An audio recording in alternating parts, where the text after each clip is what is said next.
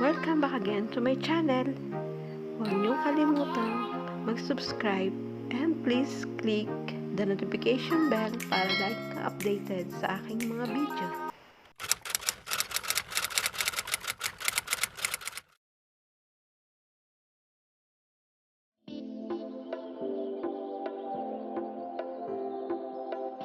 Hello everyone! Meron naman po tayong update about sa Social Amelioration Program ng DSWD.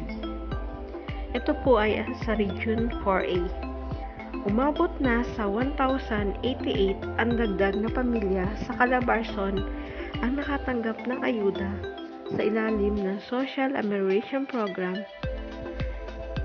Kasama sa bilang na ito ay nasa 288 na mga pamilya sa bayan ng Talisay, Batangas na natanggap ang kanilang 6,500 na ayuda ngayong araw.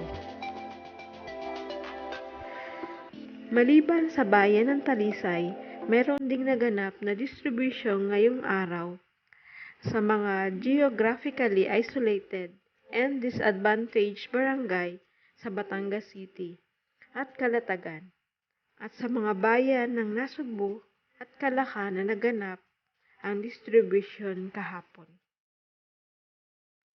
Sa kabuuan, mayroong 621,401 na target na dagdag na pamilya sa Calabarzon ang makakatanggap ng ayuda. Ang nasabing distribution ay hiwalay sa second tranche ng SAP na kasalukuyang pinaghahandaan ng kagawaran upang matiyak ang mga kwalipikado ng kada pamilyang makakatanggap nito.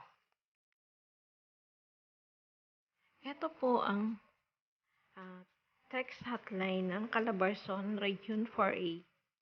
Para po sa inyong mga katanungan, reklamo, paglilinaw tungkol sa Social Amelioration Program ng DSWD, magpadala lang po kayo ng mensahe.